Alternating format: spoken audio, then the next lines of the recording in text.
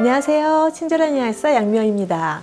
오늘 시간에는 새로 이사 가시는 분들, 그리고 요즘에는 정말 집 리모델링 정말 많이 하시죠. 그리고 또 새 건물에서 일하셔야 되는 분들 되게 많으실 거라고 생각해요. 아토피를 일으키는 원인들이 너무나 많은데 몸 안에서 정말 스트레스 때문에, 저처럼 스트레스 때문에 생길 수도 있고요. 또 저의 또 하나의 원인, 또 새집증후군도 있었을 것이고요. 그리고 또 부위가 이렇게 목이나 얼굴로만 계속 뜨는 거는 이렇게 얼굴에 열이 많아요. 그래서 그런 부분들에 대한 부위도 조금 다른 상황도 있을 수 있고요. 네, 오늘 이 시간에는 제가 새집증후군을 어떻게 극복했는지에 대해서 말씀을 드리도록 하겠습니다. 사실 뾰족한 수가 없는 것 같아요. 집을 다시 바꿔서 어떻게 할 수도 없는 상황이라서 정말 다시 이사 가고 싶은 마음까지 들었었는데, 이제 인터넷도 검색해보고 새집증후군에 대해서 극복 방법에서 공부를 했어요.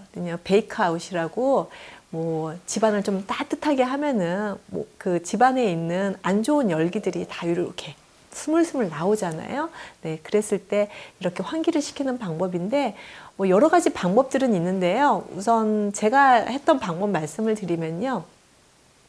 밤새 보일러를 안 틀어놓고 잘 수는 없었어요. 보일러 틀어놓고 아침에 일어나자마자 보일러를 더 많이 높였어요. 그래서 27도, 28도까지 높인 상태에서 한 3, 4시간 정도를 그렇게 집안을 정말 후끈후끈하게 만들어 놓고 오후에 한 2-3시간 정도로 환기를 시키는 방법을 정말 매일매일 한 달 넘게 계속 반복을 했던 것 같아요.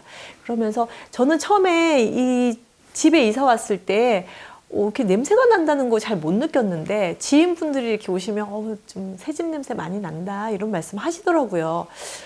제가 좀 예민하지 않아서 제가 원래 좀 성격이 그런 부분에 좀 털털해요. 그래서 그런가 보다. 나는 괜찮겠지 했는데 결국은 저희 아이들, 저희 가족들은 아무렇지도 않은데 저만. 그러니까 모든 사람들에게 다 이 환경 독소나 이런 것들이 다 투여가 됐겠지만 면역력에 대한 부분이 내가 예민해져 있는 상태에서는 그 사람한테 질병으로 이제 연결이 된다는 거죠. 물론 건강한 사람들한테도 조금은 다 안 좋은 독소들이 몸 안에 체내에 체류가 되고 있었을 거예요. 좀 많이 걱정도 돼요. 사실은 지금은.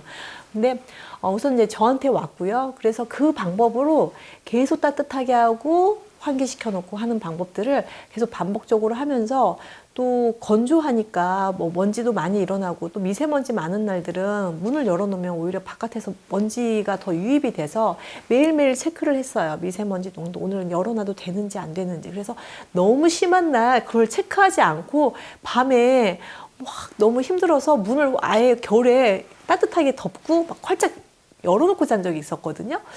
그래서 저는 아침 돼서 오늘은 좀 좋아졌겠지라고 생각을 했는데 더 나빠진 거예요. 봤더니 미세먼지, 초미세먼지가 150까지 올라간 밤에 제가 그렇게 하고 잤더라고요. 정말 미련한 짓을 했던 것 같아요. 네, 그렇게 미세먼지도 체크를 하시면서 이 베이크아웃 하시는 거. 이제 봄이니까 봄철이 되면 날씨도 좀 많이 따뜻해지고 그래서 집안 환기시키는 거 그런 것들 좀 신경을 써주시고 사실은 제가 집먼지 때문에 건조기도 좀 구입을 하셔라. 또 이불도 또 알러지 없는 이불로 바꾸셔서 자꾸 뭘 사시라고 말씀을 이렇게 드렸는데 공기청정기하고 제가 가습기가 없이 살았었거든요. 그런데 이제 없어도 사는데 별 지장이 없었는데 이번에는 가습기하고 공기청정기도 구매를 해서요. 그렇게 공기청정기도 집안 곳곳이 돌리고 제가 자고 있는 방에는 항상 공기청정기가 돌아갈 수 있게 그렇게 좀 관리를 하고 있습니다.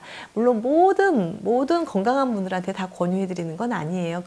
물론 지금 미세먼지가 많은 이런 시기에 다 필요한 그 가전제품이긴 하지만 꼭 구매하시라는 건 아니지만 아토피 환자분들 중에서 혹시 집먼지에 대해서 예민하시거나 이런 분들, 그다음에 좀 새 집에 사신다거나 이런 분들은 공기청정기 그리고 습도를 잘 조절해서 먼지가 정말 이렇게 많이 이렇게 기승을 부리지 않도록 그렇게 관리하시는 거 굉장히 중요할 것 같습니다.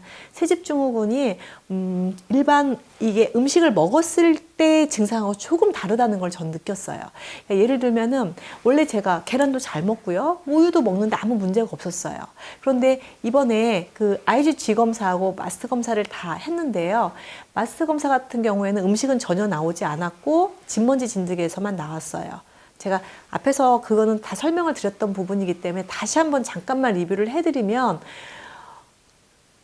진먼지 진드기가 나오는 검사를 마스트 검사라고 하는데 거기에 음식이 포함이 되어 있지만 그 음식에 양성 반응이 나타났다 하더라도 그게 다는 아니라는 거, 다른 검사가 또 있다는 거 말씀을 드렸죠. 그게 IgG 항체를 검사하는 건데 만성 음식물 알러지 검사예요. 제가 검사를 해보니 우유는 별로 나오지 않았어요.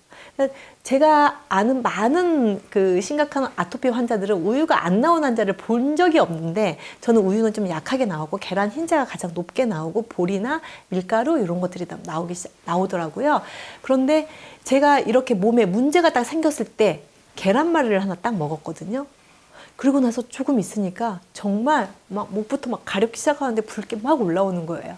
아, 제가 가지고 있는 이 몸속에 가지고 있었던 이 항체가, 잘못된 항체가 평상시에 면역 환경이 괜찮았을 때는 괜찮아요. 그러니까 예를 들면 만약에 어떤 나라에, 우리나라에 무기가 많아요. 그럼 전쟁할 준비를 하고 있다는 뜻이기도 하겠죠. 그렇지만 무기가 많다고 해서 그 무기가 사용되는 건 아닐 수 있다는 거죠. 내가 몸의 환경에 스트레스를 많이 받고 어떤 전쟁 위기가 갈 수 있는 그런 사회적 환경이 됐을 때 이 무기가 사용되는 것처럼, 무기가 그렇게 많지 않은 환자분들 같은 경우는요, 내 면역만 좋아지면 그 무기가 사용되지 않는다는 겁니다. 그렇지만 너무 많은 무기를 보유하고 있거나 내 몸에 그 문제가 있는 분들은 그 무기가 사용이 될 거예요. 그래서 저는 우선 다른 분들에 비해서 음식에 대한 항체가 별로 많지는 않았지만 여러 가지, 한 10가지 정도의 항체가 나왔고요. 그거의 음식에 또 제가 실험을 좋아해서 저를 자꾸 제 몸을 임상 실험을 하고 있더라고요. 제 몸에 안 좋다는 걸 자꾸 한 번씩 먹어보기 시작하는 거, 어떤 반응이 생기는지. 그랬더니 음식은 분명한 건 가려워요. 그런데 이 세집증후군 때문에 생긴 제 몸의 변화는 뭐였냐면 가려운 증상이 아니고요. 뭐랄까요? 저리다? 아니면 근육이 위축되는 것 같은, 쪼여오는 그런 느낌을 받았어요. 목부터 시작해서 얼굴까지 막 쪼여와요. 그리고 따가워요. 그 피부막이 스물스물 따가우면서 쪼여오는 느낌, 그게 가려운 느낌보다 훨씬 무섭고 힘들더라고요. 어떤 화학적인 독소로 인해서 생기는 이 알러지 반응에 대한 조금 차별한 건 아닐까. 저는 이건 경험상에서 말씀을 드리는 거니까요. 뭐 정확한 팩트는 아닐 수 있습니다. 근데 저는 경험상으로 저한테 안 맞는 음식을 먹었을 때는 가려움증으로 발동이 됐고요. 이렇게 화학 독소로 생긴 거는 많이 쪼여오면서 근육이 막 위축되는 것 같은 그런 느낌을 받았었거든요. 네, 그렇게 조금 나타난 증상이 좀 다르더라고요.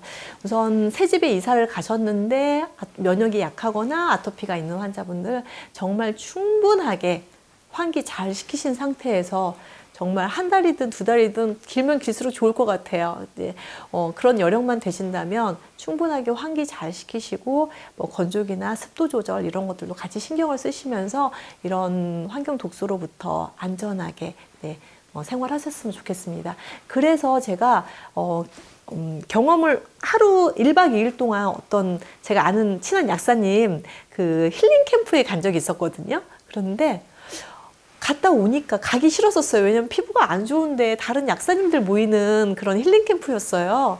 약사님들 다 보실 텐데, 저 양약사 아토피 치료한다고 들었는데 본인 피부가 왜 저래?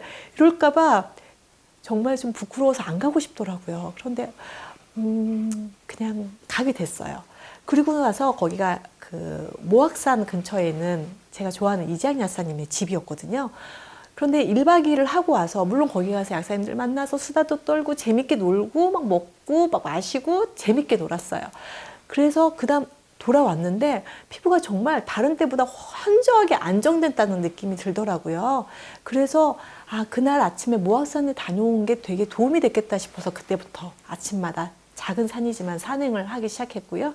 그렇게 맑은 공기를 쐬고 시원한 공기를 쐬고 나오면 조금씩 그 몸의 컨디션이 좋아지는 걸 느꼈었거든요. 그래서 새 집에 이사 가신 분들은 집에서 할 일도 많으시겠지만 자꾸 바깥으로 공기 좋은 곳으로 다니시면서 그 시간 동안 환기시키시는 거, 뜨겁게 했다가 환기시키고 이런 과정들을 반복하시면서 극복하시는 팁을 오늘 드리고자 시간 마련했습니다. 좀 지루하셨는지 모르겠는데요.